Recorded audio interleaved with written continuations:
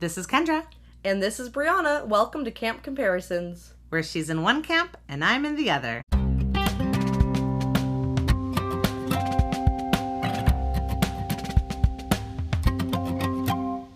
Okay, so, oh my gosh, I want to get into the next episode so badly, but we have a short little housekeeping segment, which is just things I want to mention about previous podcast episode. One thing, when I watched it again, is Clarice, when she goes to the Oracle, it's her face and voice talking to her. When Percy did it, it was Smelly Gabe. Smelly Gabe's face. And there was other podcasters that were talking about this, so I just thought it was fascinating. I was like, well, does that mean that she is kind of like she herself is scary to herself? I don't know, because, it is hard. Because with Percy, I kind of felt like it was a little bit random.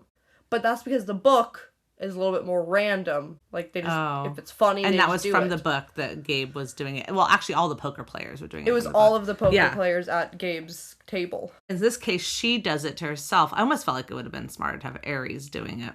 Yeah, that would have been great. Anyways, I wasn't sure if there was any kind of like meaning behind it, if it was just I don't know Clarice either. doing it. So I had that thought. And then also, we didn't mention this, but the original person who played Chris Rodriguez in the episode 1 was replaced by a new Chris Rodriguez. We talked about that. I mean, his character barely did anything. It Except wasn't like it was like, "Hi, nice to meet you, Chris Rodriguez." He never it was just said in that. the credits that he was and credited on as the Chris R. And on the thing on the below. Oh, and in the what's it called? Subtitle. Anyways, it could just be a different totally Chris Roger, you know? Sure. Oh yeah, good old Chris Roger. We don't know him. I forgot about him. Well, he obviously left with Luke because that character was in the scene in The Princess Andromeda. Yeah, it is a little bit confusing. And I did not notice it the first time. Yeah, the first time I watched it, I was like... I mean, he's a few years older. Is that? Like, I thought for like a second he looked like I recognized him, and then I was like, maybe I just recognized him for another show. It still works, because he was like Luke's best friend. They left together. That works. He just wasn't... He's Chris Rogers. Chris Rodriguez never was said to be Luke's best friend. Yeah. I forgot. Yeah. So he does go with him. So it's still changing the story, but yeah, whatever. Yeah. I just thought that was interesting, because the actor was Andrew Alvarez that was supposed to be Chris Rodriguez, and there was some reason that they but they didn't like fire him completely. But they didn't fire him completely, so they just didn't want to maybe give him a main character. Not really main. He's never a main character. Yeah, a main role for another book. Season, which one? 5? 4? And 5. 4 and 5, we're probably going to get a lot of him. Clarice. Yeah. So we'll see. Maybe they decided they needed someone else. I don't know. Okay, good. That was my housekeeping. Yeah, nice. I like it. But oh my goodness. We're ready. Episode 4. Clarice blows up everything. She sure does, man. Yeah. Yeah, and that's a chapter title from the book. Yeah. Can I just say that I love this episode so much? And can I also say that I freaking cried at the end of this episode, and I don't know why. I was full emotional, like, oh my goodness. I didn't cry. I didn't cry, but I was like clutching the blankets in anticipation. I was like, what's gonna happen? What's going on? What are we gonna do? This was a cliffhanger. And then it just like ended. I was like, no! Oh God! No, but I cried. I don't know what's wrong with I mean, I think I was a little emotional for something else as well, but there was like several highly emotional parts in this that I got a little bit feelings. Teary-eyed when the captain got snatched. 100%. And then her look on, oh my gosh. Oh yeah. Her look on her face. Oh my gosh. Anyways, so that was intense. And there was a part on this that I texted Brianna and said, OMG, OMG, OMG, I am so excited right now. And if you don't know what that is, then you don't know me well enough. Yeah, I think I know what it is. Okay. So, one thing about the book, really quick, before we start the very beginning of this episode, that doesn't really get mentioned in the TV show is that the Princess Andromeda travels faster than a mortal ship could possibly travel, because they start in New York, and by they've slept one night on the ship, and then they've woken up, had a fight, and left, and suddenly they're in Virginia Beach. Yeah. Which to me doesn't actually... Is it that fast? I mean, it must be fast, otherwise he I don't know. The book says it's fast. New Jersey I don't know to how Virginia fast. in one day? Virginia... I don't know. Maybe it's not. But they say it in the book. They say faster. It like it was really fast. And then even Clarice's boat, they sleep one night and then they wake up and they're in Florida, on the edge of Florida. And they say that's faster than it's supposed to be. So anyways, this stuff doesn't really get talked about in the TV show, which it doesn't need to. I don't really think it needs to. It's possible they looked, listen, so I'm probably wrong, but I'm maybe not wrong. It's possible they looked and said, New Jersey to Virginia is not really that far. I don't know why that was a surprise. So anyways, I just thought I'd mention it because I was like, I wonder, is it that far? Like, did they decide it didn't need to be mentioned? Yeah. In the last episode, we end in the TV show with them in the raft after getting away from Prince Andromeda, right? Yeah. The book, this is basically book chapter 10, which is called We Hitch a Ride with Dead Confederates. The beginning of the chapter had them in the raft, right? Uh-huh. And it had that conversation with Chiron that was basically portrayed in a previous episode. So we have that whole beginning of chapter 10 is covered in previous episodes. So we don't need to talk about that. But then it starts in the book with them finding themselves in Virginia Beach. And then in the TV show, we start also them somewhere. They don't say where they are. They do not say at all. But it's a whole different kind of hideout. So why don't you take it from there? Okay. So the scene opens. You're like inside of a sewer tunnel, like looking out through a grate, and Annabeth comes into frame and like tugs the grate open and pulls out a box. And it's like, oh, it's still here. So instantly I was like, okay, this must be the safe house, which is definitely different, but like whatever. Like, not really important. No, it doesn't really matter. And then okay, so first of all, she doesn't get one thing out of this box. I wrote that down later. I said, did she get anything? Like, maybe it was empty. Could have happened off screen.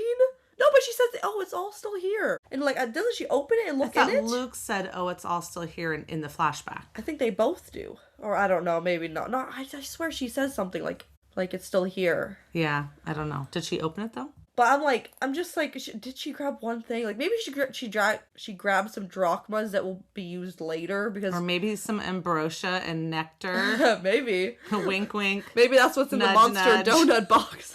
Cereal box. But anyway, so I don't know if she grabs anything, but that, like, the second time I watched through, I was like, wait, did she get one thing? Right. Like, what was the point of coming down here? No, that's funny.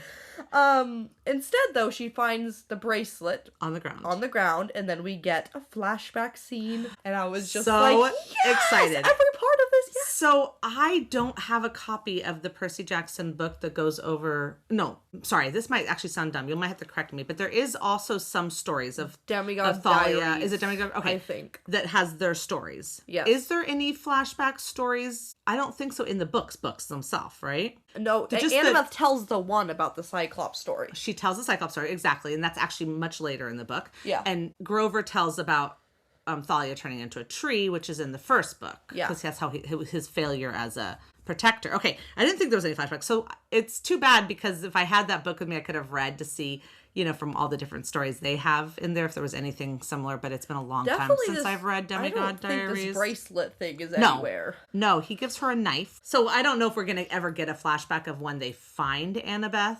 Yeah. In the alley. And he gives her the knife. I don't know. Like, have we even seen the knife at all in any of the book series? I mean, in the TV series? Yeah, she always has a dagger. she has a knife. So we haven't heard the story of it. Okay. No. I don't know. It may come up back or not. But first of all, adorably cute young Annabeth. Yeah. Very cute. And then I just want to say that when Luke comes out and says, don't worry, she's coming, I was like, Thalia! I know. And I was so excited. I know. I was so excited too. And how they show Luke maybe being a little bit younger. One, I think that the outfit he's in can hide a lot of features because it's just like a hoodie with a hood on.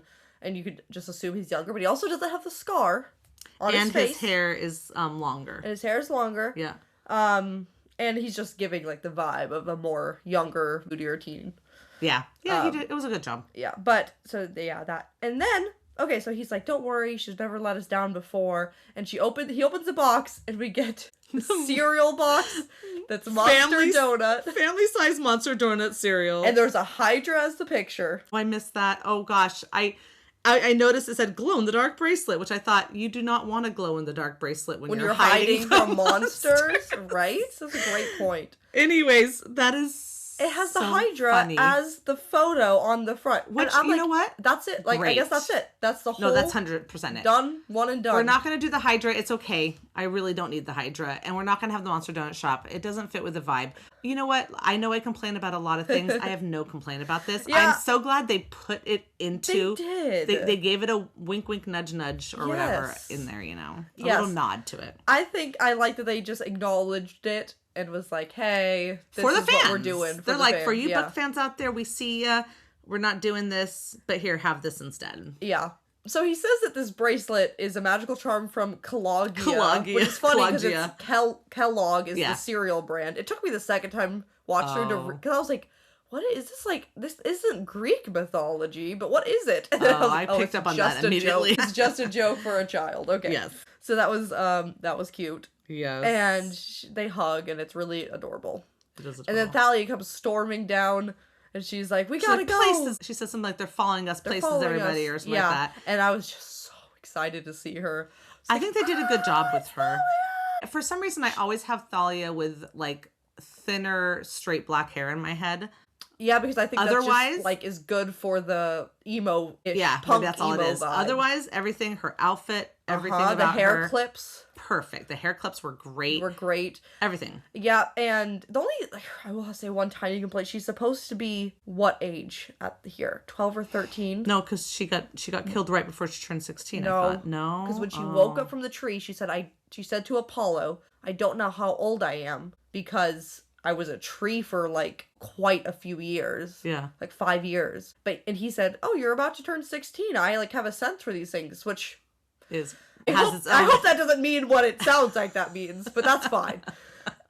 Maybe it's just because he's a god and not a creepy thing. So she, like, aged weird during that time. So I think she might have been 13 maybe or 14. She just looks too old. Both of them are way too old, but we're just gonna go with it. So that bothered me a little, but also I'm like, I get it, because then she has to be, like, it's gonna be the same actress, and we're gonna have her when she's gonna be 16 later, and then it'll be fine. Also, Annabeth seemed too young to me. Well, she's supposed to be 7. Oh, I think it's just in comparison to them, because they're not supposed to be that much older than her. Yeah, because of how old they are, it seemed like such a big jump. But yeah. Yeah. Anyway, so it's not, I get it. I do understand it. I don't really hate it, but I am a little bit like...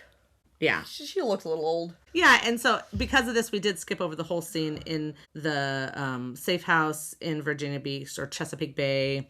Percy and Annabeth having their whole conversation when Tyson went to get donuts. I did want to just quickly, since this is a comparison podcast, point out that this is where the conversation happens about Thalia, about what Luke said about Thalia joining him or not. So in the episode, it was at the end of last episode while they're on the raft. In this case, it was in the safe house when they sent Tyson away to get donuts, which they didn't think he would find at all. No. They just wanted him out so they said, go find a convience store. He said a convenience store? They're like, yeah, go pick up some donuts. Okay, bye. Oh, good. I'll go get donuts. And he sure did. So this is a difference in between these two things, because in that conversation on the raft at the end of the last TV show episode, she was like, he's right. I don't know Thalia. Maybe she would have joined him. And here she is 100% the opposite. But even Percy himself says you don't sound confident. Like, I think she's trying to convince herself. Sure, but it's different. But it is different. She is more like, there's no way she would do that. Right. She's a lot like you, Percy, and you wouldn't do that. And that's how I know. Yeah. Yeah, she's just saying, you know what, Percy, who you remind me of the most, you remind me of Thalia. You guys are so much like, it's scary. You know, Thalia got angry with her dad sometimes. So do you, but would you turn against Olympus? And he's like, no. And she's like, okay, well then neither would she. Luke's wrong. Yeah. So there is a little bit more certainty about it, which I prefer over her being, feeling less confident about herself. However, that less confidence about herself is what rides this whole episode. Yeah. This whole episode 4 is fully emotional on Annabeth's part. Definitely. Which you don't get a lot of in the book, I don't think. Or maybe you do and you don't notice it so much because we don't get the great facial expressions that Leia's doing. Because she is kind of doing it a lot, like, silently. She has one conversation with Percy, but the rest is just acting. A lot of face, yeah. And all of her flashbacks and stuff. And flashbacks. But Luke has thrown her, in this TV show, Luke has thrown her into this thinking about Thalia. And so now we're getting all these flashbacks because she's like really looking at this now, which is fascinating. And I love the flashbacks. I mean, we had our guesses where the two reasons we'd see Thalia this season was either the dreams that Percy was having in this book. Yeah.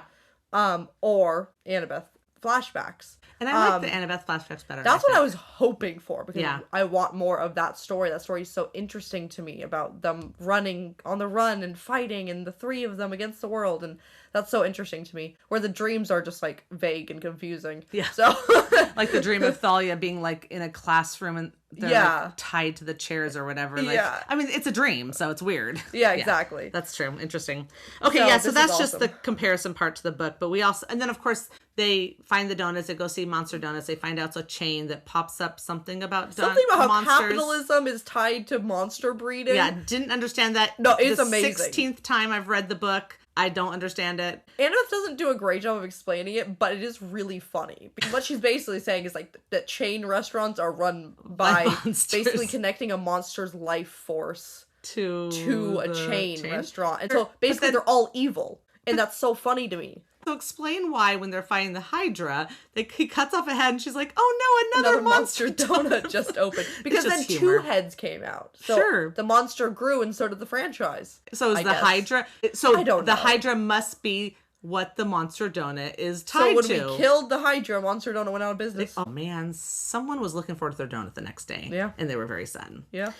I guess so. But yeah, no, I don't totally get that. It is funny. It could totally have... I'm really fine about it being gone because they made the nod to the Monster Donut cereal. That worked for me. Yeah. So now in this flashback scene that we're still in the middle of, what we think is maybe a monster comes down into the tunnel. And Thalia apparently does a terrible job trying to kill it. She could have just stabbed it right with a spear, but instead like she flips him over. And throws him. And I thought also not only like she didn't do a really good job hurting a very he's not a fighter. And second of all, how did he not break a bone or two? I don't know. But it's fine. It's just Grover. Grover's like, hey, just Grover. Stop. Don't kill me. I'm Grover. What up, Thalia? And they're like, oh, how do you know my name? And then he explains he's come to take them to Camp Half-Blood.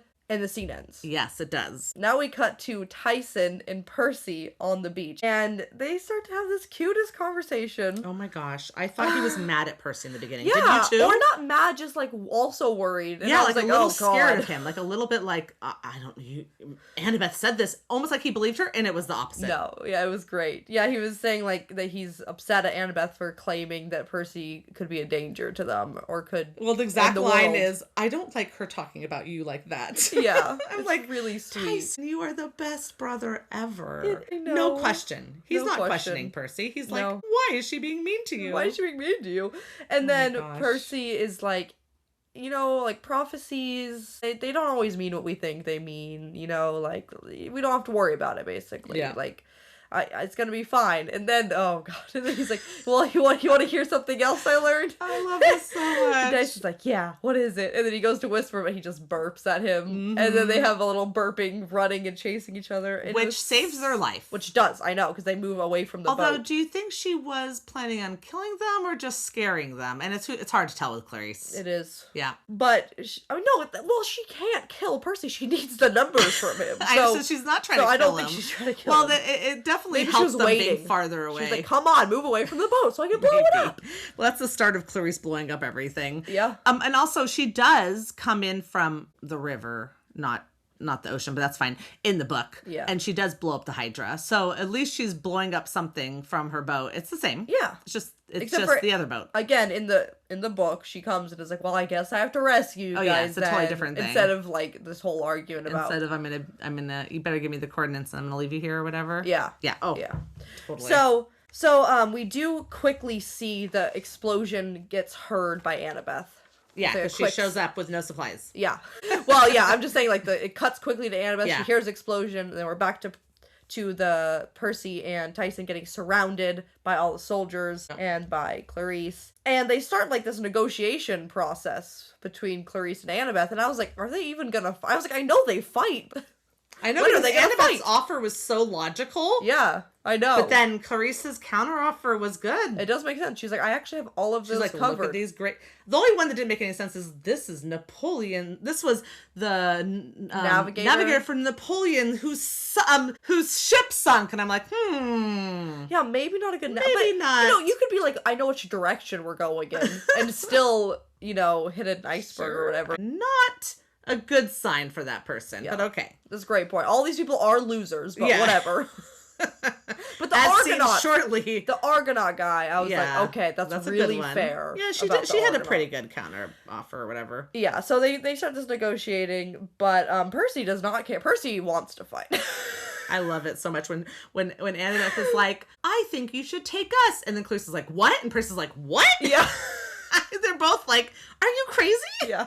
And then when Percy finally says, like, fine, I'll fight you, you can see Annabeth, so she's like, get this guy. She's like, I was trying to avoid that. Yeah. Just before that, right after Clarice gives her offer, she does this move. Did you see it? This thing with her spear, and it's like, so weird. And it's like sideways. I wish you could see me. This is a podcast. You can't see me, but actually, I'm so glad you can't see me, 100%. But, and the spear is like behind her, and she's like cocked with her leg, and I'm like, what are you? What kind of fighting stance is that? It looks amazing. It looks sassy. It looks sassy, and maybe like you're about to do some kind of dance. Yeah, but it doesn't look like a great fighting stance. I thought it was the first time I watched the episode, it literally like took me out of the episode. Like, I was what's like, that? whoa, what? I was like, that's the dumbest way to hold a spear, but that's fine. Like, I don't know what she was we just doing. gotta get past this. There was just something about it that really caught my attention. It was so funny. I don't know what it was. But anyways, like you said, Percy's like, we're gonna fight. Yeah, he's like, but single combat, just like how I beat your dad, really egging her on. Totally. And then he actually knows how to sword fight again. Suddenly, he looks amazing. He's ducking. What did the fight coordinator do on that last episode? I'm not going to blame it on the actors at this point. Percy can hold up against Clarice just fine, but you're telling me that Annabeth and Percy together are struggling with this random girl? Like, what are you talking about? Well, she maybe has been very well trained by Luke, who is the sword master. That's true, but ugh. It just looked horrible. It was a really dumb fight. We're sorry. Maybe we'll get over it. This fight was amazingly much better. Percy sometimes talks about, but usually it's when he's fighting, like, monsters that he talks about, like, doing some unique, like not normal moves, and maybe being a little bit, like, looking a little goofy, but, like, getting the job done. I was gonna say maybe it's because they're by the ocean and he's just better, but they were, like, on top of the ocean in Princess Andromeda, so I don't know. Except for, like, maybe his powers were cut off a little bit because, like, the other guys are protecting layers of boat. Monsters between the boat and the ocean. No, because other sea gods and titans and stuff are protecting the boat. Yeah. I don't know. It doesn't make any sense. Anyways, but that's okay. They have a great fight, and if you watch Annabeth, which I didn't the first time. But the second time I watched her, she pulls the hat out of her pocket, and you can see it in her hand. Yeah, and she kind of, like, looks around, like, oh, no one's watching me, and kind of backs up a few steps. Yeah. And then the second she backed up a few steps, I was like, she's going invisible. I did not at all think that. Maybe gonna help Percy's fight, which would break the single combat rules, but only if you get caught. Listen, it's only rule breaking if you get caught. Listen, I love the fact that she just went and killed these three. She's just like, you know what? Let's just kill these guys. But see, again, oh my goodness, guys. This is great, Annabeth. Annabeth is a very smart and cunning and, like, intelligent, good at, like, strategy and all that stuff. And this season is doing a great job at that. Last season was interesting and weird. Whatever. We actually, I think both of us didn't love Annabeth last season. No, and I'm really getting her this one. We kind of had some issues about choices that were made. But I think it was the writing choices now, I'm starting to think. Yeah, I mean, her acting has improved. Majorly improved. Like, there's no doubt about that. But that just comes with age and experience. Yeah. Like, it's not, you can't be like, oh, well, you're bad. It's like, well, you're a child. It's fine. But see, Annabeth would think of something like this. She's like, you know what? I don't really want to fight. That's not my thing, because it's never Annabeth's thing. No. I'm just going to kill the people that she needs, so she needs us, and therefore we're just going to go. I mean, like, how brilliant was that? And it's not like she's, like, being a mean person. I mean, I know that Clarice probably feels a little bit because of that promise. Because she likes them. She's starting to like them. And the promise she made them. Yeah. However, to Annabeth, who doesn't know any of this, it's just like, they're dead guys. They're already dead guys. I'm not even really murdering anyone, you know? It's fine. Oh, man. Oh, my gosh. And did you notice what Mitch was holding when... Okay, so all all of the soldiers around her are all with some weapon, like standing in a fighting stance. Yeah. He was holding a scanner. No way. Yes. That's so funny. It was a scanner. I didn't know that because he does inventory. Was like, oh my goodness. Whatever writer has decided to put this Mitch character in, they have made my life. Because this is exactly what I got. This is what I love about the Percy Jackson books so much, is something like that. It was so funny. Oh my gosh. So yeah, funny. Next time if you decide to rewatch it again, you check for the scanner. I did notice they have like different guns and spears and swords, but and of course he has a scanner because he does inventory. But she literally asks him if he can do some of the ship, and he's like, I only know inventory. So funny. So, and then. And, like, okay, so Clarice notices, and she's like, what the heck? You just killed them. And she's like, well, they're already dead, so I don't really see the problem. And then, again, so she explains, now you need us. And she's like, does anyone else know how to do these things? None of them. So she's like, fine, get on my boat. But I like how before that, Annabeth is like, we will help you finish your quest. And then Clarice looks at Percy, and Percy salutes and says, aye, aye, Captain. And then Tyson yes! I literally wrote Tyson saluting is so cute. Like, his little salute is so adorable. He is an amazing Tyson. I am in love with this guy. Like, not so weirdly adorable and creepy because I am an older woman. I just mean, like... Yeah. He's, like, his ability... The way he walks. Like, he somehow can walk like a child. He puts out the Tyson that I need. Yeah.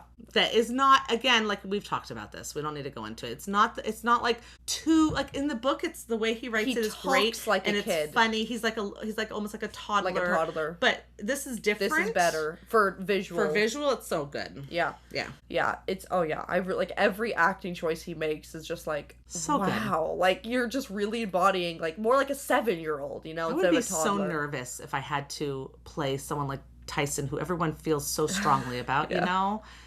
And you can't just act. It's like a very specific acting way. Yeah. Good job, Daniel. Yes. Good job. Amazing. Okay. We switch to the ship now. Yes, so we're on the ship. All three, meaning, well, I guess all four, but Tyson's not in frame. So all three of them, meaning Clarice, Percy, and Annabeth. In frame is just Clarice and Percy. Yeah, but for like 2 seconds. Well, the best line ever is right in that 2 seconds. Okay, they're calling each other stupid. Yes, it's great. You're stupid. Then you're Annabeth stupid. walks in. And then they ask Annabeth who's more stupid. And Clarice says, why does she get to decide? I love that so much. Perfect. Yeah. That is a perfect Percy and Clarice argument. Yes, this whole conversation is so great. I love that Percy can't pronounce Charybdis, but he's like, the one that I can pronounce. Oh my gosh, the best. So this is really funny, but it's also a great lore dump, a great way to explain the Sea of Monsters, how you have to pass these two while making it funny and entertaining and interesting, but also explaining how the Sea of Monsters work, why we need this decision to be made, and then we get this emotion of her having to decide. Exactly. And just so we don't get too far ahead of the book, so because this is a good point to like bring the book in here, is we've gotten into chapter 11. Clarice blows up everything. So now we're into the chapter of the episode. And in this case, in the book, obviously she just takes them in the ship. Almost like she says she's rescuing them, but she's like, I don't know, almost stealing them in a way. I don't know what she's doing. They're like, so are we prisoners? And she's like, you're guests for now. Yeah, it sounds like a little ominous. You could be prisoners if you do something dumb. That's what that sounds like. In the book, Clarice shows them around the whole ship and whatever. They get a tour and stuff. He like mentions they get a tour that they didn't want. Yeah. Like, why? I would want a tour if I was stuck on a ship. Whatever. Yeah, Percy. Don't you want to know exits? Like, don't you want to know where the important stuff are? Also, how do you not like ships? Son of Poseidon. I don't know. It was so weird. But anyways, fine. In the book, they have this conversation, and she is not asking their advice. She's just saying, we're going to go to Charybdis. And they're saying, no, what about Scylla? Scylla? I think it's... No, it's actually not. It's... Hold on. I wrote it down. Scylla. Scylla, you're right. Yeah. Scylla, Charybdis. And they're like, no, about Scylla. And then he mentions in the book, what about the clashing rocks? And she's like, she says something about, she says you can't shoot rocks with the guns, which basically. I'm like, yeah, you can totally, but okay. Yeah, I did forget about, they don't mention it here. And he brought up Jason went through the clashing rocks. Yeah, I think that those are rocks that just open and close and smush you in between them. So somehow Jason made it through. But in the TV show, Annabeth brings up that Odysseus chose Scylla. That wasn't in the book. And she explains that there was 6 men and they were occupied so they could get through. So you had to surrender 6 men. And they have this whole conversation in the TV show, which you can really see at this point that Clarice has bonded with these guys. And this is why they can't all be racists.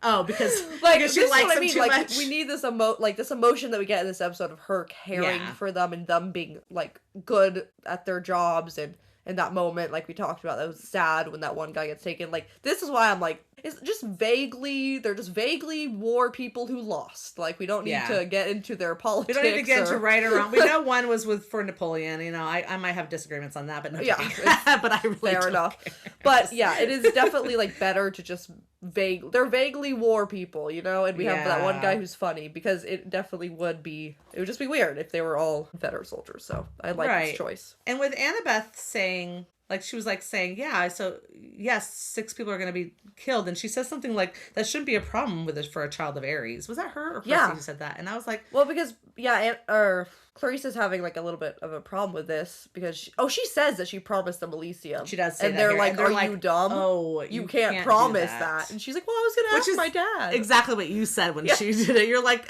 you can't promise. Yeah, I was like, with what power are you promising this? Anywho. But then she's like, it's just a matter of sacrifice. Like, that shouldn't be a problem for a child of Aries. So yeah, that definitely was. I mean, you don't get Clarice. So Clarice in the book has a little different attitude. You don't see any soft spot for her with her men. You see her treating them correctly, but also there's more of a pride in like, I'm the boss. A lot more These military. are my guys. Yeah, a little more military. Not mean so much as like, they'll do whatever I said. And like, they're like, the captain's answer is something like, we will of course do whatever she says if it gets us out of this hellhole, basically, you know?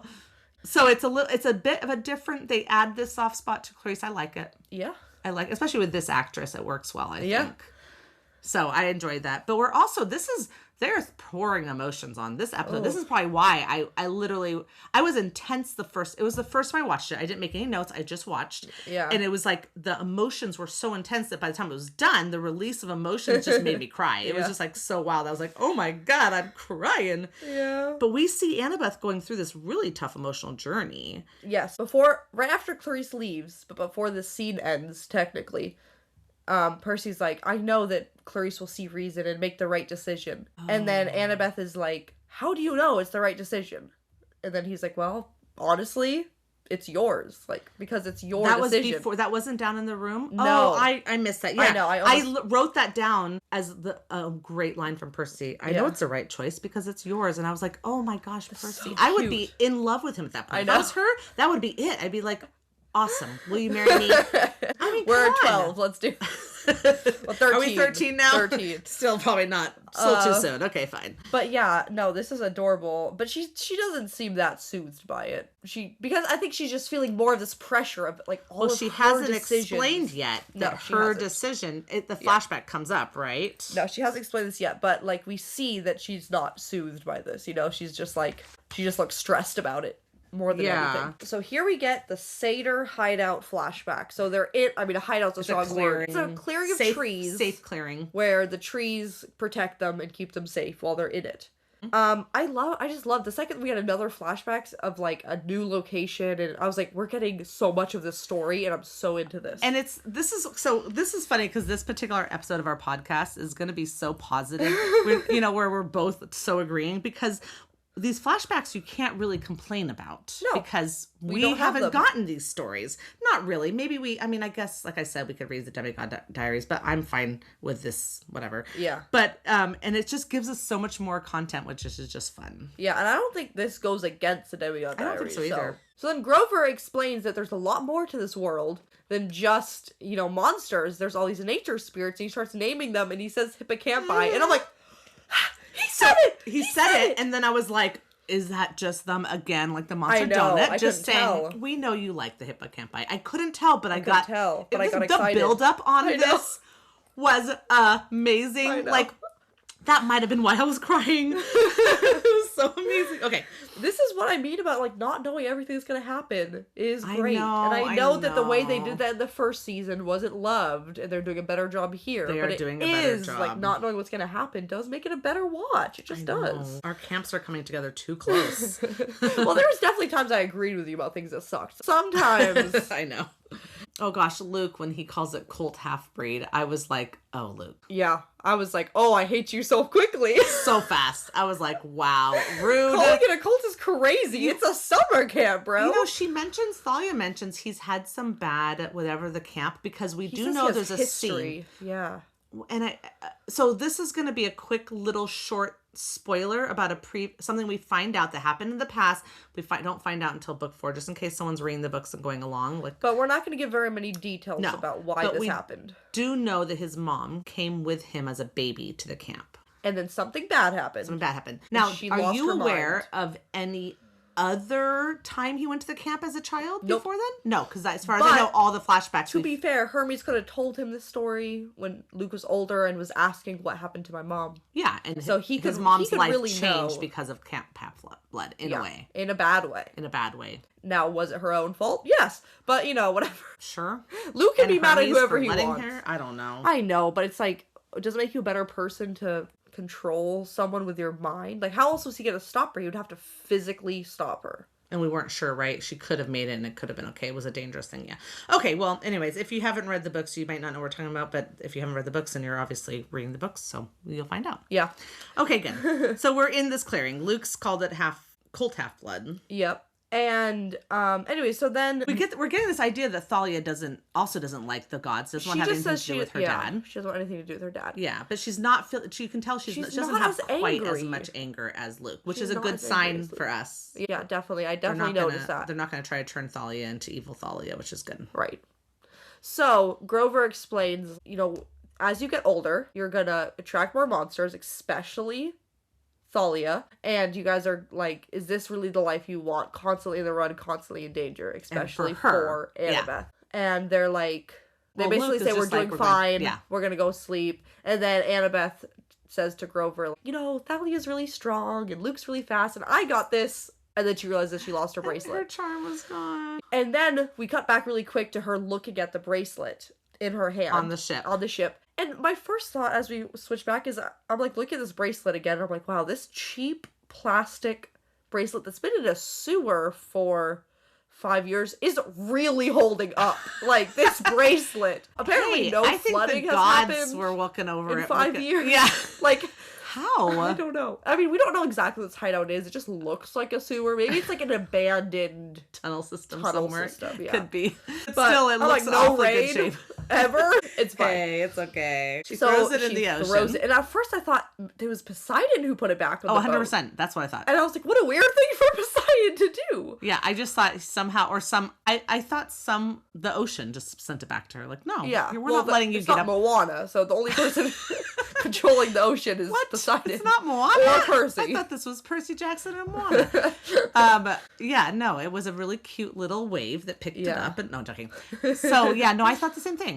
And I thought it was interesting. And I thought maybe they were saying, no, don't give up your hope yet. Yeah, but I was like, I didn't know Poseidon was this invested in, like, Annabeth and Luke's relationship or whatever. I wasn't that confused. I was just like, oh. I was a bit confused, but I figured...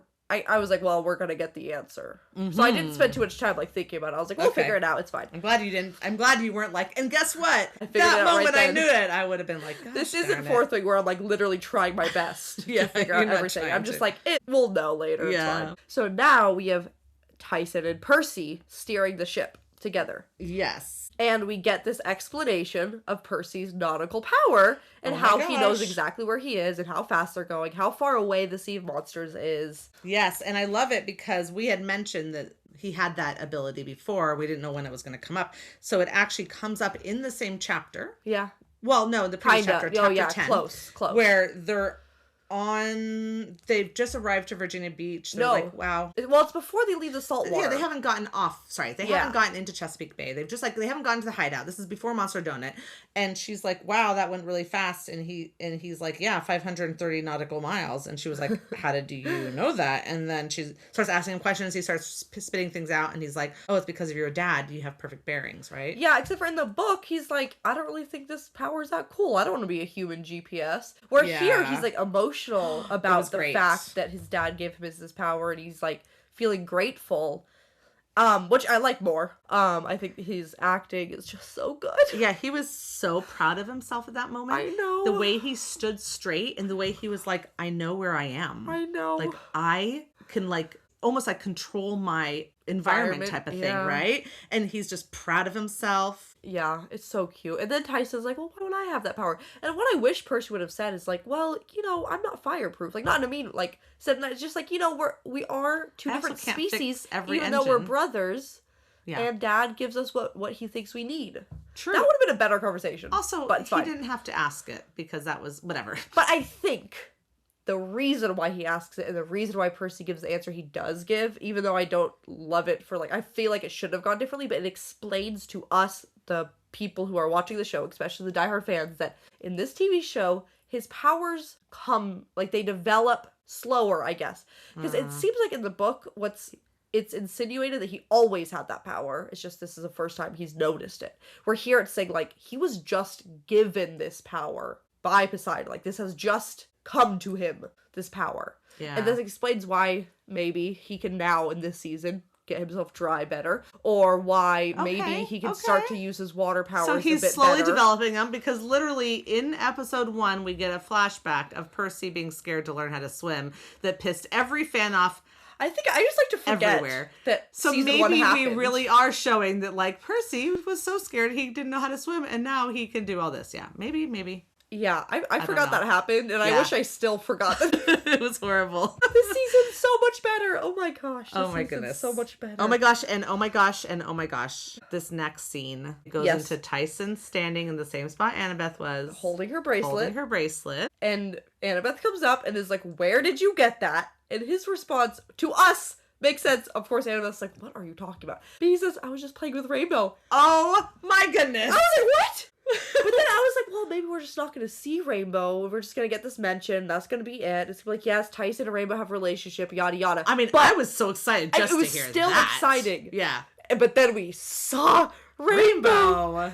We saw the hippocampi. Oh my goodness. And then that made me think, okay, so is the hippocampi going to take them from the Sea of Monsters to Circe's back Island? To Florida? Oh, at the end. After, Polyphemus sinks their ship, remember? Then Annabeth is severely injured. Yeah. And Percy's exhausted, and they literally sleep the whole way back, and the hippocampi just on a raft. Oh, does the hippocampi actually take them at that point? Oh gosh, I forgot. Sorry, I only remember the scene where they take them to the Princess of Drama. Oh, yeah, maybe. So I'm like, are we setting this up because I don't know how if they show us later riding the hippocampi, then this is 100% the writers watching us get mad at them so they can just be like, ha ha, just wait, ha ha, just wait, teaching us a lesson. Yeah. But again, also this Charybdis scene that's gonna come up, I'm like, okay, the amount of CGI used in this episode is a lot. I know it's annoying, and I know we wish they had an unlimited budget and all the time in the world, but I do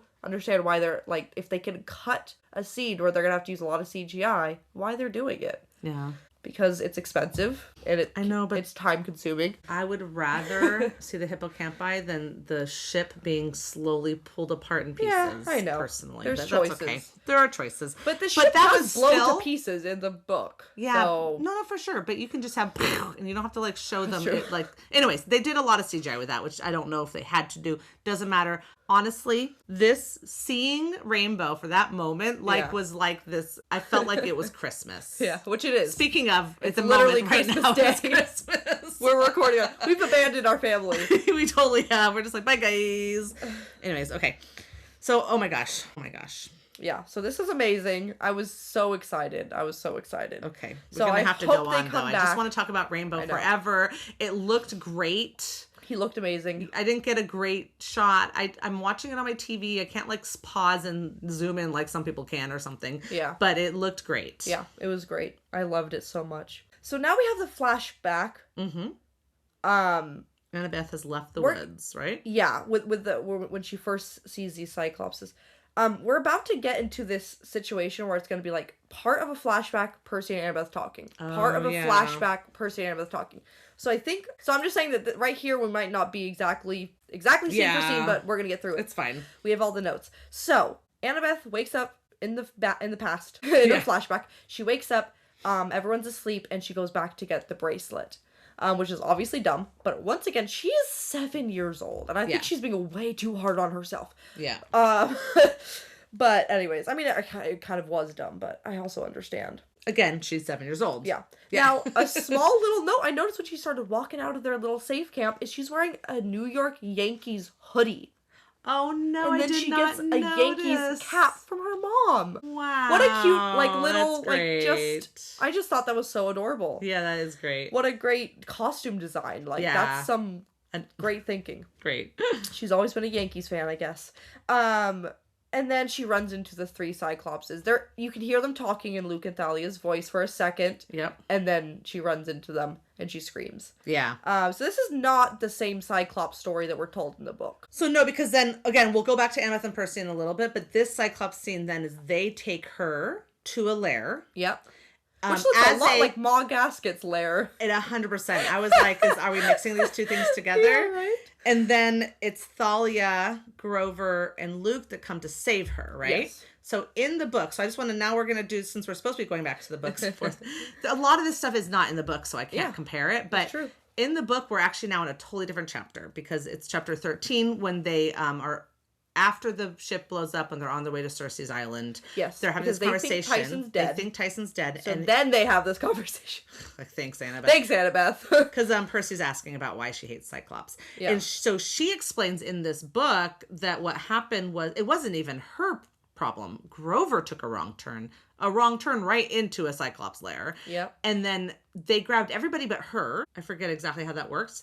They lured them in one at a time using like the voices. Thalia thought she was running to save Luke. Luke thought he heard me scream for help. And then she's like, I was alone in the dark. I was 7 years old. I couldn't even find the exit. Yeah. But she found Thalia, Luke, and Grover tied up and gagged. Yeah. Hanging from the ceiling like smoked hands. It practically is. Is this Ma Gasket? No. How do you know? Because it's a different part of the world. Well, actually, I guess we don't know where this is. That's funny, though. Just think about it.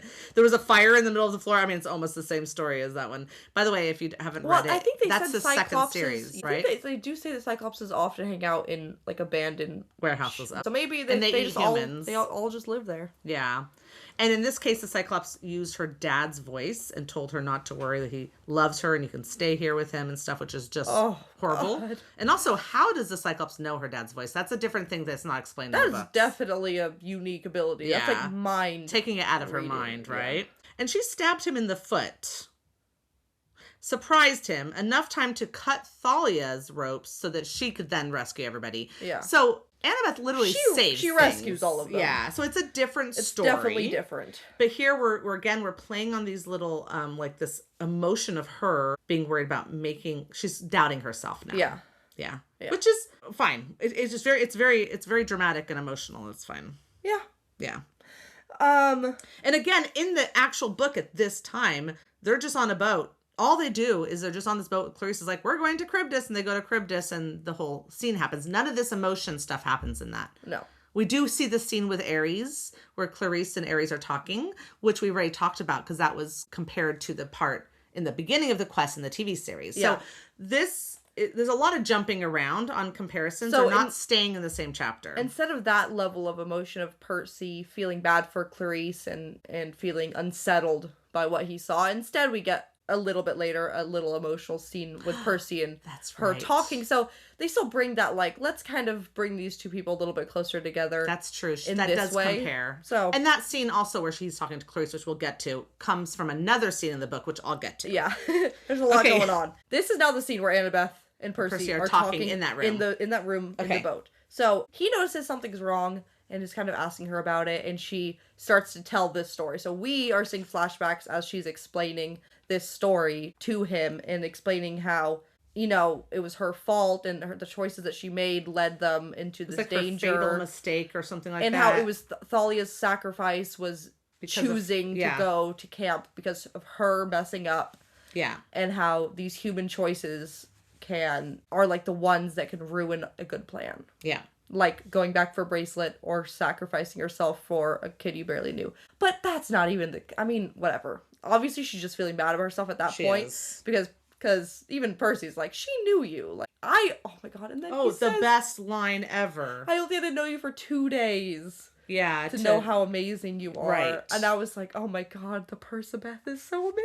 Oh, again, after the first line of like, I know it's your choice because it's you or whatever. Yeah. And then the second one of like, it only took me 2 days to see how amazing you were. I'm just like. Which is not true at all. They're not like each other. No. I mean, whatever. It's fine. Maybe in his head, because we were in his head. Yeah. No. Or maybe he meant 2 days of the quest, to be fair. Because I think about day 2 of the quest, they started getting along better. Of the last year's quest? Yeah. Maybe, yeah. But yeah, no, but he is bringing her up. He is bolstering her. He's like really trying to show her that like, I believe in you. I know, it's so I have faith in you. You might not have faith in yourself, but I'm here for you. And it's so great. Perfect. And again, she says the thing about how she kept on, it wasn't the first time she messed up. And I'm like, you were a baby. Like, you were a baby. Like. But Annabeth would never. I know. She never think is that. Hard on herself. What is her weak? Her fatal flaw is hubris, though, which is thinking that she can do everything. So it works. So it kind of is. Yeah, she doesn't give herself any leeway for mistakes. No. Like, mistakes are doesn't matter if I'm 7. I should have been better. Yeah. Also, apparently Thalia is British. Yes. Which I was like. That's a choice. Sure. Why not? How'd you get to America? I mean, we can't hear her accent in the book. How'd you get to America? Is Jason gonna be British too? They have the same mom. Was their mom actress? Was she a British actress that came to America? Because she was a famous Hollywood actress. Sure, she came to Hollywood because she wanted to be not a famous London actress. They learned the accent from her. Well, yeah. Even though they lived in California. No, I don't know. It's fine. Like, I know it doesn't really matter. My guess is the actress could not do an American accent to save her life, and so we got a British. Because it wasn't like that, like a super deep, I don't know how to say it, a super it wasn't a very strong accent. Just every once in a while I was like, no, that's definitely a British accent. That's funny. But it's fine. I don't hate it, but it's funny to think about the logistics of how that works. I know. Also, she has this, Thalia, when she rescues her, has this great talk about how they're family, and they're going to do whatever's best for their family. And I believe that's why I wish I had the book, because I believe that line about us being family and stuff is from the Demigod Diaries. I think so. I think it's just like we're family now, and we'll always take care of each other, or something like that. Yeah, that was so sweet. Now, what's and Luke is still big moody. He's still big moody in the back. We're supposed to see. Yeah, the difference. We're supposed to really get, this is the idea I got from this. We're supposed to get the idea that he did not like camp from the beginning. Yeah. He already arrived as a bad apple. Yeah. And that he stayed there for years. Well, maybe because he was making sure Annabeth was fine for Thalia. Or maybe he stayed, maybe in the beginning he stayed for Annabeth, and then maybe he stayed because he was working to take down the camp. We don't know how long he was working for Cronus before he left. Yeah. But actually we kind of do. It was after that quest went bad. Yeah, which was the year before Percy So maybe him and Hermes started to work on their relationship, and that's why he stayed, and then things went bad, and then worse, and then he decided to change. Yeah. Now, but it's so interesting. I'm like, you could have just left, bro. Like, you could have just gone back to the run. He didn't want to just leave. He wanted to take them down. Well, if he just arrived with Annabeth, was like, okay, Annabeth, have fun now. I'm going to go back. But he couldn't do that. She just lost Thalia. I know. And so did there is a good part. So did he. There is a good part in Luke. Luke is not just an evil character. We know this. He's a misguided or, runs by his anger in life character. I don't know. Yeah, he's a very angry He's an angry person. And I do want to say, though, that I don't remember the exact story as to Thalia dying on the hill. But are there furries? Yeah, they were. Okay. But it wasn't just furries. They were surrounded by like every monster. I'm sorry. You might have said furries again. Furries. It's fine. Okay. They were surrounded by like every monster, and then it was like the cherry on the terrible cake was the Furies, and they were sent by Hades because Hades is the only one who sends the Furies places. Because he wanted to kill the possible. This is the No, it's not just the quest. He was like, you can't just go around breaking oaths. She was he was also angry that the oath was broken, not just because she's a potential danger. Oh, sure. At least in the book, Hades is like so pissed that both Poseidon and Zeus broke the oath. They forced him into this oath that he didn't even want to take. And then he was the only one who followed it, despite what we find out about next season. He's the only one who follows it. And he's like, are you serious? Like, you're going to force me into this oath and then break it. And then put us all in danger. So he is, I actually love determined. Because it's totally true that Poseidon and Zeus would be the ones to break the oath. Totally. Where does Hades even go? Like, at that point, he's just got Persephone. He's fine. Yeah. So, anyways, okay, so that was true. It's accurate enough, you know. Good. Except I like better that she stands down like a whole group of like monsters. Like, it's not just three. I get that they're very powerful, but she was like holding off a crazy amount. Okay, yeah, I couldn't remember the exact story that happened, but I was like, wait, was it the fairies? Okay, yeah. So it shows that, and then she becomes a tree. Well, yeah, it doesn't even show her becoming a tree. She just says, "Go, guys, go." Yeah. But see, it's like Anna that's like, well, she sacrificed herself just for me, but it's like she didn't. Like, she was protecting all three of you guys. Like, she's just a protector. Of course, that's what she's gonna do. She's a fighter. Like, it's not all about you, even though it kind of is. But eventually, the monsters were gonna come for her anyways. The Furies could have come from her at any point. So. Yeah. At least there, maybe because they were next to camp, Zeus was paying more attention and saved her. Can I just not give Zeus any benefit of the doubt and say that the only reason he saved her was because it was Hades' monsters that were trying to kill her, and he was like, well, you can't kill my daughter. You can't kill my daughter. A Cyclops can. But... Yeah, but not like, oh, you're going to make me wrong for breaking my oath, which of course you should be doing, but I don't agree with, and so therefore I'm going to make her into a tree. I mean, Zeus does suck a lot. Yeah, very much. It's very plausible. Anyways, okay. So now Clarice is talking to her men. It's just a short conversation in which she is like, who volunteers for this job? They all volunteer. She's like, it's going to be extremely dangerous. She brings up the Trial of Will, the siren song. Oh, yeah. And I was like, oh, good, we're going to see the sirens. Yeah, which we also see in not the flashback, we see at the end of this episode. Yeah, but I wasn't sure at that time for sure if we were going to get the sirens, so when she mentioned that, I was like, awesome. Yeah, that's true. She mentions three things. It's the Trial of Choice, Trial of Will, and then Polyphemus. Mm-hmm. And they're all excited about going, and you can see that she still hasn't gotten over the decision she's made that she's sacrificing some of them. Even though they're all fine. But they're not okay with being sacrificed. She doesn't say what's going to happen. No, but she says, we're facing a beast. It's going to be very scary. Very dangerous. But do you see when that guy turns and looks at her, he realizes exactly what's happening. Oh, that's not the... I got... Okay, wait, let's get to it. When we get to it. Okay. Wow, so I didn't realize you had a different thought. But good. So this is adorable. It is. In a way. It's just like, it's sad. It is cute that she cares so much and that they're all ready to do whatever it takes. I mean, for the promise of Elysium, that, God, I hope, now I'm sorry, I'm like, I really hope that Ares says yes to this. Now I'm worried for all these guys. We're all committed. But I think they're all gonna die here, so we'll see. Yeah, they did all die here. But they could still get put to Elysium, I guess. I don't know. So now they're down in the galley. Clarice is sitting down there. Percy goes down to get he grabs two paint jars full of peanut butter and jelly. These things look like they hold wood stain. Yes. Like, I'm like, this is peanut butter and jelly. It's fine. Do you know this comes from the book? Yes, I noted that. I was like, oh, there's also peanut butter and jelly in the book. Because in the very beginning, when they first come onto the ship and get their tour that they didn't want, apparently. I just think it's such a funny statement. This tour that we didn't want. They get to eat in the captain's quarters, and they get served peanut butter and jelly sandwiches. Yeah, and like chips and like and Pepsi. Else. No, Dr. Pepper. Dr. Pepper. But they're not sponsoring the They're not sponsoring the episodes, so they didn't get to see the Dr. Pepper. That's why they're. But I thought that was great that they took that from the thing. And I didn't notice it when I first watched it, but then, or even the second time I watched it. But then I read the book today, and I was like, oh hey, the peanut butter and jelly. Yeah. So then they have this great conversation about how prophecies suck. They're just made to scare you. Just tell me what it said. Yeah. And she tells him, and it is the exact lines from the book. No change, nothing.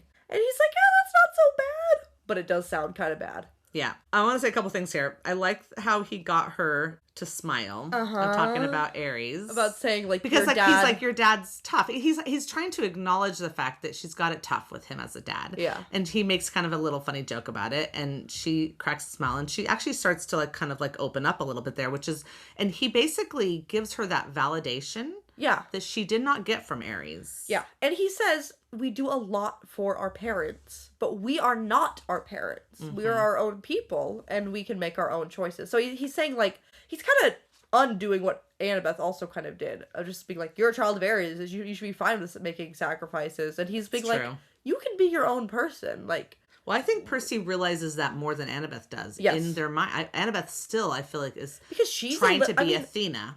Yes. More than Percy's trying to be Poseidon. And I was going to say that Athena herself is a war strategist. Yeah. So unlike Percy and his father, like, this where is the more ocean has different moods and all that, Percy Yeah. can just change his mind all the time, yeah. This is more, she is more like, come on, pull it together, Clarice. Like, this is war. Like, we gotta do it the war way, you know? Because she's also a daughter of a war god in a way. Yeah. You know? So in this scene, when she tells the prophecy, now we're jumping. It wasn't until after they got the fleece. They're like, just tell us what the prophecy says, that she finally tells them. Yeah. And they're like, okay, good, we know. Fine, then you're gonna fly home alone. But it's in here when she says...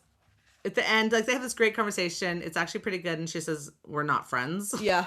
It kind of, the comparison that I found on here was like, she says to him, just because you were cool one time, Jackson, don't think you're off the hook with Aries. I'm still waiting for the right opportunity to pulverize you. So that line in the book is basically her line here saying we're not friends. Yep, that's true. So, and then when she left, he goes, finally. Was he saying finally because he wanted to take a bite of his peanut butter and jelly sandwich? Yeah. I couldn't understand the finally the first time, and the second time... He was waiting to eat his sandwich, and she finally left. He was like, finally. It was so funny. That made me laugh so hard. Also, one other conversation that has one kind of similar part about the Oracle and about failing is actually the scene where I was saying how I think in the book, her Aries cabin mates did not want to come with her.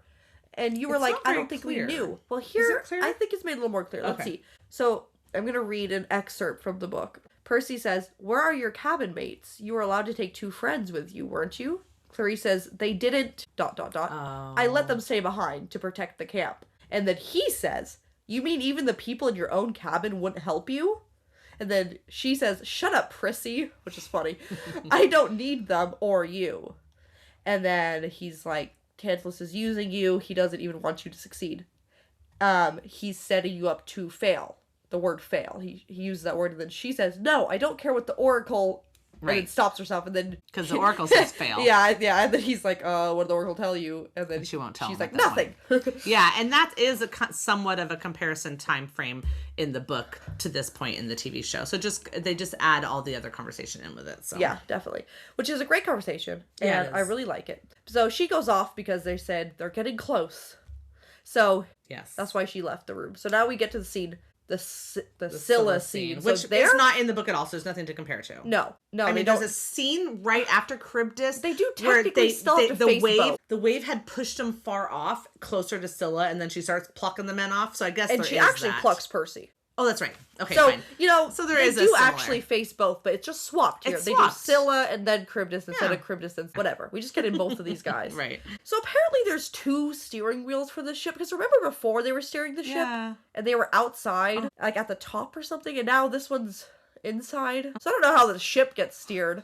Well, it's fine. The one outside is a fake one. They're just pretending to go steer the ship. Just like in the office where they have, what's his name? Steve, Michael. Us pretending to steer the ship. Yeah. I don't know, but I was like, oh, wait, did we already see the wheel? They just made Percy think he was doing it. Like, you look like you might be knowing what you're doing, but this is a fake steering wheel. I don't know. It was just so funny. Because it's definitely steering the ship in this case. Yeah. And usually you steer the ship inside the... And that's normally what the thing looks like. Inside with, the handles. And the name was right in my brain and left me right no. Anyways, that's fine. Sorry, guys. Anybody who knows it, I did know it. It just left me. But you're inside there, and yeah. So now that people are getting taken, and it's sad. It's a little bit sad, especially when the main captain... She's doing fine until the main captain... turns and looks at her. Realizes what's happening. Realizes what monster it is. Turns and looks at her. So now you and I have a different... This is how I see this. I see that he looked at her and he was like... Betrayed? Oh, betrayed. Absolutely betrayal. Was like, so you actually send us up here knowing we would have no chance. This is no, like, brave fight. Well, technically, with more than 6 of them up there, some of them do have a chance. Because they all went up there. No, at the end, they were all up there in the beginning. And then if you look, at that point, there's only 6. Yeah, but 2 had been taken. No, right before 2 are taken, there's only 6 there. Okay, fine. I know, I thought, what? Why are they all up there? And then they don't. They all, whatever, and she's just have 6 up there. Yeah. And he looks at her like, oh, this was not a brave fight to the death. We are just sacrifices. And that's why, at that moment, she is like... changes her mind. That hurts her. That, like, man, like, if he was like, okay, I'm doing this for you, she would have been all fine. But he looked at her... That's so funny because, like, I kind of like that interpretation more. And I think it almost maybe makes more sense. But I didn't think that at all. I thought he looked at her and was trying to communicate silently, like, it's okay. Oh my gosh, really? Literally so the opposite. The opposite of, like, it's okay. Like, he knew his fate. He did suddenly realize his fate. Yes. But he wasn't mad at her. I just saw that he was, like, he just turned and was like, it's gonna be okay. Like, it's okay. So funny. We should watch that scene one more time. And that made her mad a different way of like, no, it's not okay. I can't believe I'm doing this. Interesting. We should both watch it with each other's thoughts in mind and see if it works or not. That's so funny because that did not, 100% to me was like, he was like, oh, you're sacrificing me. But, oh yeah, I guess she didn't really tell them. No, she didn't. She was just like, it's going to be very dangerous. And you have to man. But they're supposed to be fight, like they want to fight. Like, you know what I mean? Like, this is not, there was no... They could technically fight. I mean, right? Chop its head off. Chop its something off. I don't know. Yeah. No, it doesn't seem like that's a thing. But yeah. Okay, fine. The look he gives her to me was like, oh my goodness. And then she throws the wheel, says, no, we're not doing this. We're going to Charybdis. And practically loses the rest of the men from throwing the wheel. Did you notice that? Everyone dies this way. Like, they're not only are they all sliding off, but then, like, as the sucking and blowing is happening from Charybdis, they're all dying. They're all dying. I'm like, I don't think this is better. It was ridiculous. But the reason why is explained in the book and is not explained that well in the TV show. She feels like she has a better chance shooting the mouth and shooting it enough with celestial bronze, celestial bronze, to get it to die or just leave them alone. Whatever. Yeah. She is a fighter. Yeah. She doesn't want to just sit and be like, okay, they took my 6 men, but so we're sailing by. But also that 6 men thing is not talked about in the books. And also in the books, when Percy is getting snatched, he goes back, he reaches back and stabs Scylla in the eye. Which means it does not have super long tentacles that are hanging down. It's heads. They're all heads. It's supposed to be 6 different heads. Okay, well that makes more sense. I couldn't really remember. It doesn't show it that well in the TV show. I don't see heads. It looks more like grasping, arms. Like those little things, claws. The claws that grab the stuffed animals. Yeah, it does. I know. Like that. Okay, fine. I guess that makes more sense. But do they talk about it having exactly 6 and how it only needs 6 men to be distracted? Not at all. They definitely do not talk about any of that. That's just in the TV show. Yeah, or it's actually possibly in the myth. Yes, definitely. Not in the book, it definitely could be in the myth, but they definitely, like, this plan of having 6 people just out on the ship and just sailing right through is, like, makes so much sense. Honestly, I get that Clarice has issues. Because it's supposed to be distracting the 6 heads, right? Yeah, in the book they do talk about, like, well, if it gets no one, like, if there's no one for it to snatch, it might just pick up the whole boat. Yeah. So, I don't know, whatever. I'm mad at her, but also it's more book accurate. It is more book accurate. But I'm still I was wondering if we were just going to slide right by. It makes more sense that we have to get Charybdis even though it's dumb. Yeah. So she does jump on the gun and start shooting Charybdis. Like Annabeth says, human choices. But yes. I mean, that's literally what right when that happens, she's like, small choices. Oh, yeah, Percy's like, that does not feel small, and I agree. Pretty big choice when all of you are about to almost die. So, yeah, this is a lot of CGI. It's a lot of just fighting. They're just fighting. They're shooting. They're falling. They have Percy a plan. and Annabeth come up with this plan.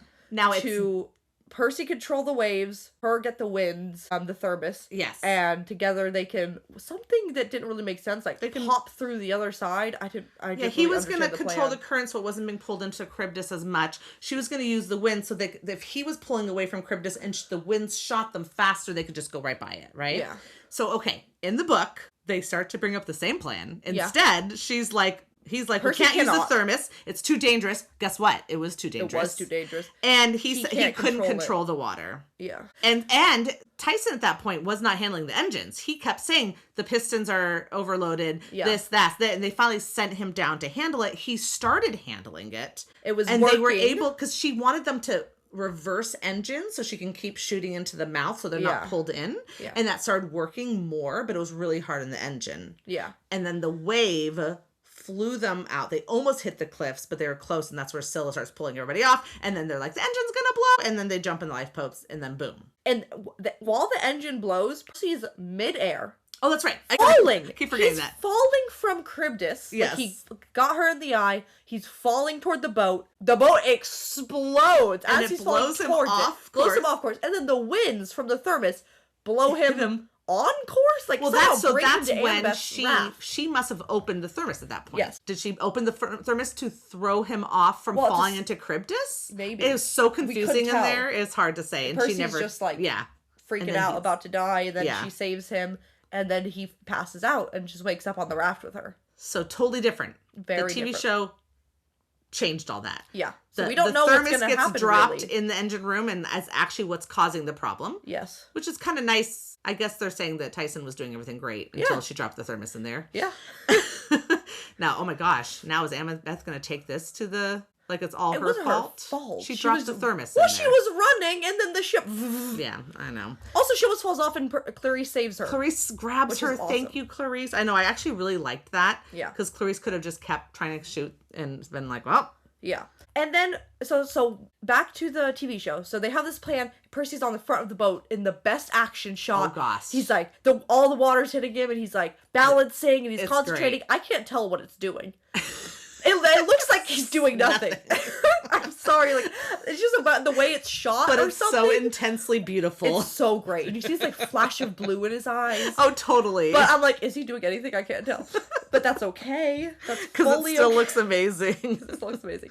He stares, and also, can I just say, this bothered me both time I watched it. I understand this was just a way to end it in like intensity, but Clarice gets thrown off. She blows up into this maelstrom that's going around them. Annabeth is holding on with her feet in the air. Percy looks back at her. Yeah. And then instead of running to help her, he just looks straight up into the open eye of the maelstrom. Yeah. And just stares at it.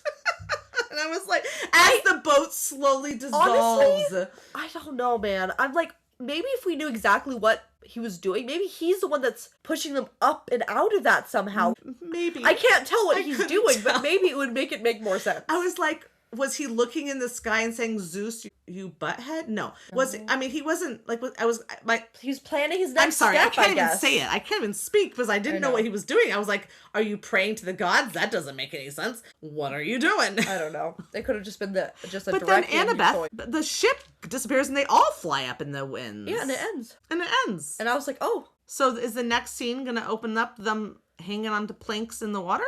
Because Charybdis doesn't eat them, or this is the end of the whole TV show. Or they pass out and wash up on the shore, and later we find out. They just show up at Circe's Island instead of on another raft. Yeah, and maybe later we just find out, like, Tyson, when he does come back because he's not dead, maybe he's just like, oh, the hippocampi saved you, obviously. And they're like, what? Interesting. The who? This is all sorts of great possibilities. Because That's we've already had the whole conversation that they had in the lifeboat on the way to Circe has been had already. Yeah. So we don't need another there's no lifeboats. And there's no lifeboats because it all blew up. So I don't know what else they'd be doing. Okay, so it could be either the hippocampi. Yeah. Or they just literally wake up on the beach. Poseidon or they were really close and they wash up on shore. I mean, people wash mermaids. I mean, it could be on shore, I guess. Sure. Haven't you seen Little Mermaid? If you don't breathe into much water, you float. You can just float right to shore. Sure. Well, we don't know, but wow, was that an ending? Yeah. And the emotional, I gotta tell you, I think the thing was, seeing the hippocampi started my emotional journey. The conversation with Percy and Clarice was amazing. The conversation with Annabeth and Percy was amazing. Clarice feeling so sad about her men dying was amazing. Clarice saving Annabeth. Yep. And then I literally started crying at the end of the episode and I was like, what is happening to me? Yeah. That was intense. It was pretty intense. I cannot wait for next week's episode. And then, so we get to see that. I finally stayed and watched the final little bit and seeing them all dressed up. So funny. different because he never got the makeover. Get dressed up. But that's okay. We needed to see him dressed up. We don't see Tyson and Clarice on the island, which is accurate. We see the guinea pig, and we see Cersei talking about the sirens. So this is a little bit weirder. I mean, not weird, just different. Because she's like, will we not see the sirens? Well, it will. No, I think we're gonna go see them. I think we see scenes of that too, of them being like, "No, Annabeth." Don't we hear that? A flash of that? Oh yeah, we do. I think so. But Cersei's like they're like looking at it. So Cersei like is the one who tells them about which is sirens, which I guess are like right next to her island. Whatever. It's just a little bit different. Yeah. But I think they're probably doing that for a good lore dump. Yeah. By this character. So yeah. So those are the flashbacks. So I'm so excited to see everything that happens. Gosh, you guys! Like I can't tell you how happy I was with that episode. And again. Am I just getting numb to them changing things? No, or last season was worse. Yeah. I mean, there was choices of like characters whose their whole character changed, like Sally. And Percy was scared of swimming. I mean, yes, there was a whole upset where Grover betrayed Percy that was so unnecessary. Yeah. You know, and Hades was what was Hades? Something. I mean, funny, which is good because you're missing a lot of funny stuff, but not Hades. Not Hades at all. So it was, this is actually way more book accurate. I really would love to hear from them if they did a whole bunch of like feedback from the fans to get some ideas, because the things they're changing is like so definitely what I needed. I think that there's no way they couldn't have heard the fans. Yeah. Also, I think that like we talked about, I think Rick has more experience this time and maybe has more confidence in stating what he wants, you know? Yeah, maybe. And that could be a big part of these changes too. Yeah. It's amazing. It's amazing. I'm excited for the next episode 5. Yep. So good. That means we have 5, 6, 7, and 8. We have 4 more to go. Yeah. And if this episode comes out late on Friday or early on Saturday, just know that we're having... I apologize. It is Christmas Day, so and we're leaving first thing in the morning to go visit our family up north. So we're trying to figure out how to do all this stuff with everything. Yeah, but I'm gonna try my best to find time to edit, and yeah, we'll see you guys next week. So exciting! All right, until next time. See you at camp. Bye. Bye.